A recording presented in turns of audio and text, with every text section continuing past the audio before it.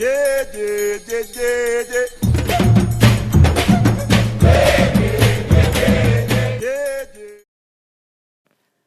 and welcome to Stella's Mezza. On today's episode, I am bringing you a red velvet cake roll recipe that's right in time for Christmas. This can be eaten any other time of the year. It is moist, delicious, and beautiful to look at.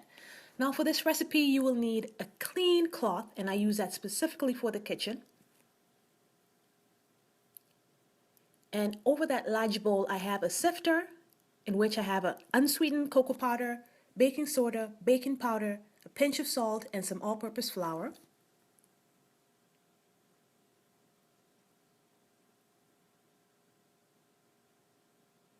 And you will need some sugar that's been divided.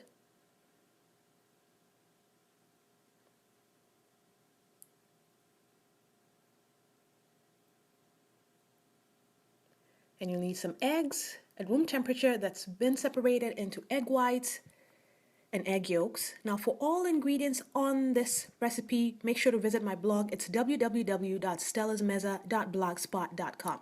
Now I'll be using 1 ounce of red food coloring, and you can see in that cup I've combined that with some water, some pure vanilla extract, some cream cheese at room temperature, and the butter should also be at room temperature or softened. And you will need a half-sheet baking pan that you will use to bake the cake. You want to put a parchment paper over it and lightly grease that parchment paper to make it easy to remove the cake from the pan. Right, we're going to begin by sifting that combination of flour, cocoa powder, baking soda, and some salt. And then in my stand mixer here, I have the egg whites that I've been beating, and you can see they're lightly frothy. You want to gradually add some sugar in there. The purpose is to beat them into stiff peaks, okay, till there's nice stiff peaks form and it's nice and shiny. In a separate bowl, I have the egg yolks that I'm beating here, and I want them to be nice and light. And I will gradually add in some sugar until it's a light lemony color. And to that, I will add our cocoa powder and combine well. So we're starting to incorporate the dry ingredients. And I'm alternating that with that red food coloring that's been combined with some water. So you want to alternate the flour mixture with the red food coloring.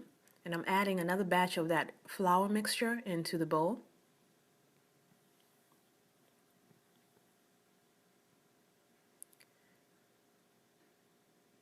And you want to give that a good stir as well.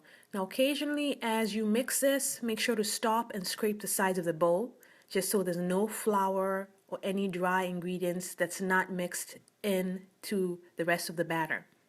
So you just want to mix that, make it nice and well combined, like I'm doing right there. And I'm scraping the sides of the bowl. You see that cocoa powder mixture in there? You want to get that in the batter as well, so it's nice and well mixed. I'm going to add the rest of that red food coloring to the mixture. So what I normally do is I start with the dry ingredients, the flour, and then the liquid, another part of the flour, the liquid, and I finish with the dry mixture, the flour mixture. So I'm going to give that a good whisk again. All right, now that's what your egg white should look like. You see that? It's not dry, it's nice and glossy, but this peaks forming if you lift the spoon out the bowl. And if you invert that bowl, nothing should fall out. All right, so what I'm going to do is I'm going to lighten that batter that has a flour in it by taking about a 1/3 cup of that egg white mixture. And you don't have to be gentle, terribly gentle here. What I'm doing is just trying to lighten it up, so I'm not trying to really fold it. So you just want to mix that so that that red batter is nice and light. And then we're going to incorporate it into the egg whites. At that point, you'll be very gentle as you fold the cake batter into the egg whites. So what I do is go under, up and over, under, up and over, like you can see there. So now you want to make sure there's no white streaks in there. Keep going till there's no white streaks. And once it looks like that, you're going to take that flour mixture and put it into the egg whites. Okay? And you can do it in batches or you can do it all at once, but it's very important that you're very gentle as you fold the mixture, because you do not want to deflate the egg whites. You want to make sure it's nice and high. That way your cake will be nice and spongy and not deflate as you bake it.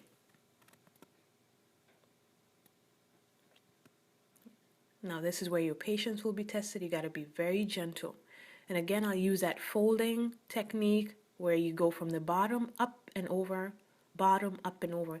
And you want to do this until you make sure there's no white streaks left in the batter. Okay, you want to keep going until there's no white streaks in there at all. And then we'll be ready for the next step. Just getting everything out of that bowl. I am not one to waste food at all. All right, now once everything is nice and combined, you see how beautiful that looks? You want to pour it up over that prepared baking sheet. I just normally go crosswise on the baking sheet. And then I go back with my spatula and smoothen it out just to make sure it's an even layer on that cake sheet, or that baking sheet rather. And there you have it, just smoothing out, making sure it's one even layer so it bakes evenly. All right, now the whole time your oven has been preheating, okay? So you're gonna put that in the center rack of your oven and bake it, and then just look at my blog and you'll see what temperatures to bake it at. Once it's nice and baked, I'm going to let it cool on that cooling rack you see to your left. I let it cool there for around 10 minutes. And then I used the parchment paper to lift the cake out of the baking sheet, and I inverted it over on that cloth. Now that cloth, the white substance you see there is just powdered sugar that about a quarter cup powdered sugar that I spread on it. And that helps the cake from sticking. Now the reason we're using the cloth is to help keep the cake moist so it will not dry out as it cools, and also it'll help the cake keep its shape once you roll it. So once you take out that cloth, the cake will remember the shape it was in and it will stay that way without cracking. So you want to roll it up tightly away from you. Start at the end that's closest to you and roll it away from you. And then once you've covered it all the way around, you want to flip over the edges of the cloth just like I'm doing there, to make sure nothing is exposed, and sit it on a cooling rack, let it completely cool. In the meantime, I'm going to cream my butter and powdered sugar and cream cheese that are room temperature, and that's going to be our filling. I'm also going to add a little bit of vanilla in there. Now, as you can see, I have taken the cloth off of the cake roll, and it's still keeping its shape. It's not cracking. That was the purpose of the cloth. So it did exactly what it was supposed to do. So now we're going to start filling our cake roll with that filling, cream cheese filling. And I'm just using my spatula to drop it in dollops, and then I'm going to smooth it out using an offset spatula, or you can use the same spatula. Just want to make sure you get everything in there.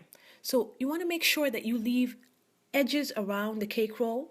You see that? There's edges around the cake roll that I'm pointing at that are not filled with that. I did not put that filling on. That way when you roll back the cake roll, it doesn't squirt out the sides, okay?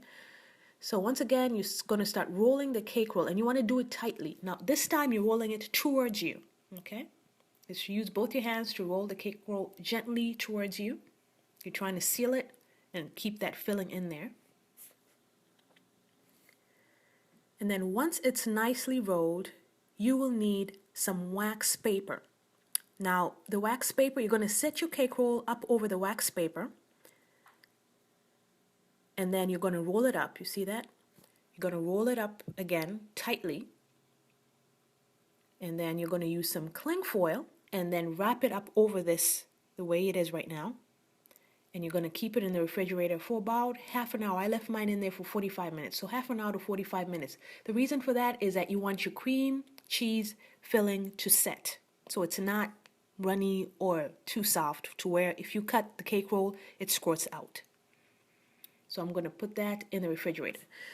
As you can see here, I've unwrapped that wax paper and the cling foil from the cake roll. And what I'm going to do is I'm just going to cut the edge off here just so you see what it looks like. But once you're ready, I cut both ends off of the cake roll. Now, once you're ready to serve it, just sprinkle it with some powdered sugar. Put it on a plate and you're good to go.